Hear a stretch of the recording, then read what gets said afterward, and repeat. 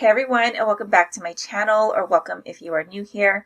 Today I wanted to show you guys one of the ways you can stay financially organized and stay on top of your budget, and that's by having a budget master list. I usually call this a budget overview / budget cheat sheet. I had one of these in my DIY budget planner notebook video that I did last year that everyone seems to love, or it's been very well received. So thank you so much for those of you who've watched that and shown me some love on that video. But yeah, I think this is so important to have because it's basically where everything within your budget goes. So I'm going to go over the different sections here in just a blank budget overview worksheet or spreadsheet, and I'm going to show you what my family's looks like. So I'm just going to go over everything first, and then I'll show you how that kind of looks in my family's budget overview. So starting over here on the left side is a budget category list view. Now you don't necessarily need this, but I had to plug this in here in order for some of my formulas to work within the spreadsheet systems that I have. But really over here in the budget overview is where it starts. This is where really it's all at. It's where you have a list of all of your expenses, your monthly regular bills, and then when they're due, the amount that is due, and any notes you want to have on here. And I'll show you examples of this later on. And it'll give you a total down here of all of your regular monthly bills.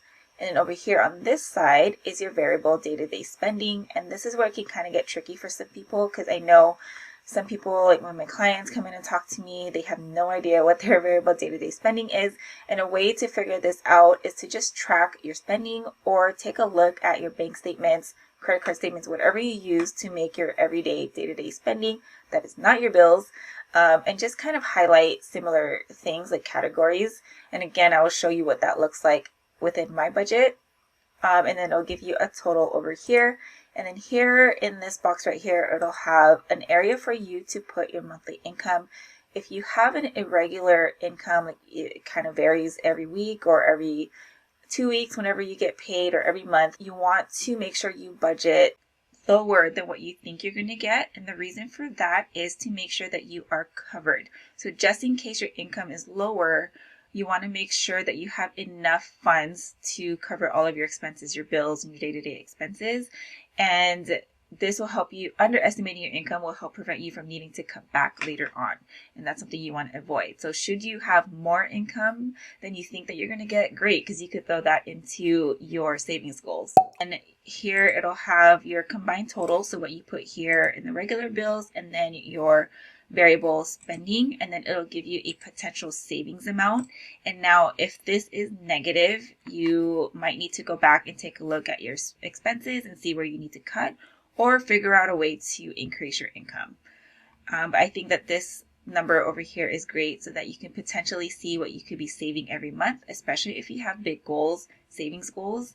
It'll kind of help you keep your eye on the prize when you are setting up your budget. And then there's also an area here for your seasonal annual expenses, all of the annual bills that you have. You have it over here in your master list so that you are always aware of what those bills are and that you don't miss a payment, because that's happened to me in the past and I had to cover it with a credit card. And then here on this side is your budget category breakdown, all of the different areas to put down your budget categories and what expenses fall under there. We'll take a closer look at this in a little bit.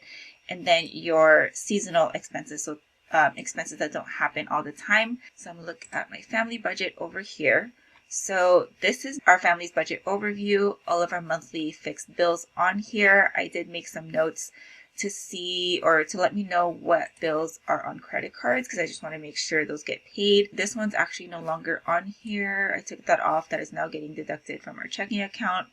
Maybe it's time for me to update this. We don't put gas in my Synchrony card anymore unless we're going on a road trip.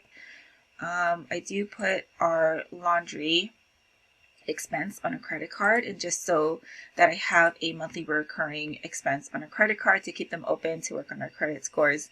So this is what I have on here. I do have notes on here, like for our cell phone, I want to switch to Mint Mobile, but I'm trying to get my husband on board with that. We have a sponsorship that I do, or my husband and I contribute to bi-weekly. And then $300 biweekly per paycheck cushion. So this is $300 that sits in our account. So it just kind of gets carried over. We're not contributing to it every single month. It's $300 that's sitting unless we tap into it, unless we use it up, then yeah, we'll have $300 in our checking account at all times.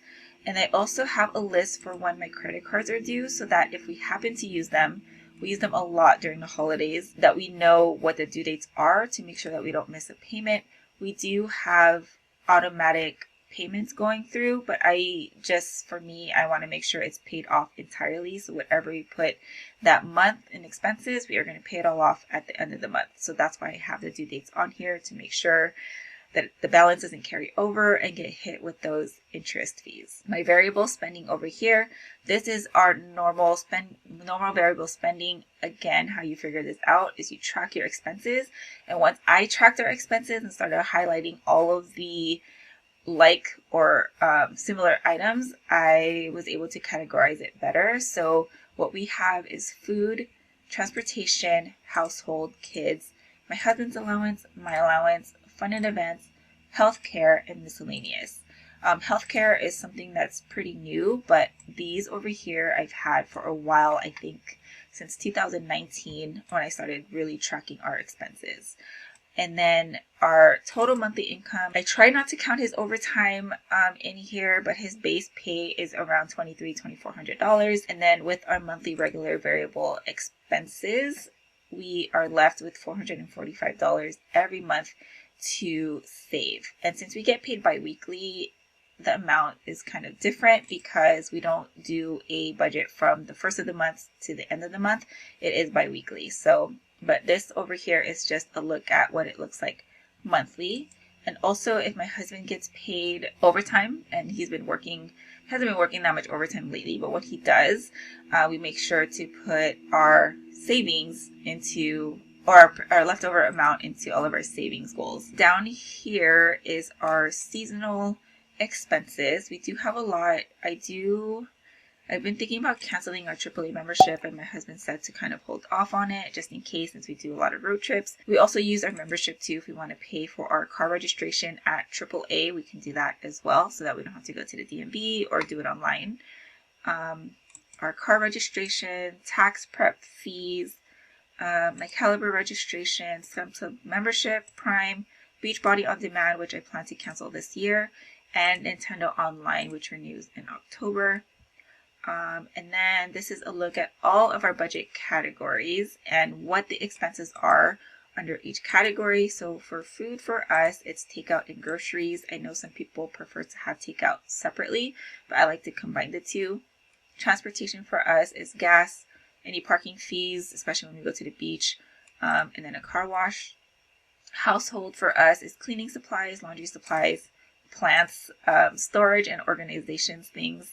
Kids is school, clothes, books, toys. Oh, I forgot to put allowance because we did start doing an allowance system for my oldest. My husband's allowance is all just personal spending as well as mine too. And then fun and events is all the birthdays, the holidays, celebrations, and all the events that happen throughout the year. We have a big family, so this category is very important for us. Healthcare is all the doctor visits, any of the meds or prescriptions, vitamins that we have also. And then miscellaneous is whatever does not belong to a category. And then savings is all of our sinking funds, college savings, Roth IRA, house fund, and emergency fund. Rent for us is just rent. It's hard to say to just have housing because if anything happens, our landlord covers it. We recently had a pipe leak and our landlord was able to cover that. Utilities are internet, electricity, laundry. This is my laundry app. Cell phone subscriptions. We're only subscribed right now to Disney Plus and Netflix. And then insurance for us is life insurance and car insurance. And then for giving is our sponsorship, any donations, and church donations. And then so far for seasonal, I have Christmas, which I include gifts, decor, food, and any activities / Christmas clothing that we want to have. Travel for us is our road trips, hotels, and car rentals. And then something that I recently added is this section over here. It's our bare minimum expenses. This is the amount that I use to calculate our emergency fund. So this is our bare minimum. What would happen if my husband were to not have his job anymore? This is what our bills would look like.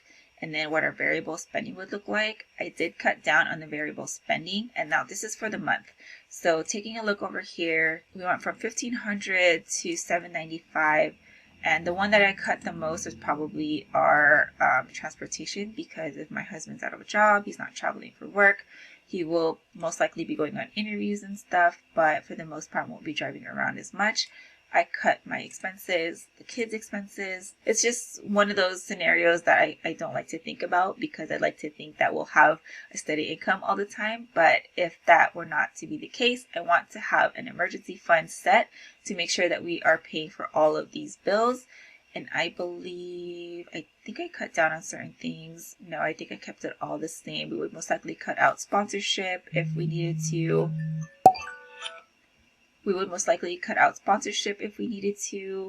But for everything else, I mean, there's only so much you can cut. We would really need to try to figure out a way to increase income, trying to find a way for my business to contribute to our family's finances. And I still have the regular seasonal expenses here. And then just looking at just these two numbers here, the $795 for variable spending and then our bills, we would need $3,000 to just ensure these expenses are met.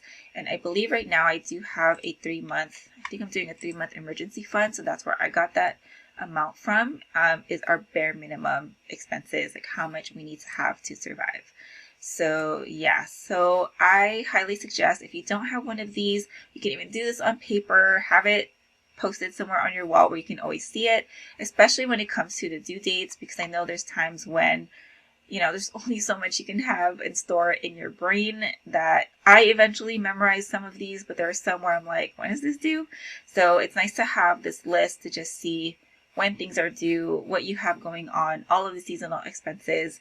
And yeah, so anyways, I hope that this video was helpful. Let me know in the comments down below if you have something similar to this. Thank you guys so much for watching, especially for watching till the end, and I will talk to you in my next video. Have a good one, guys.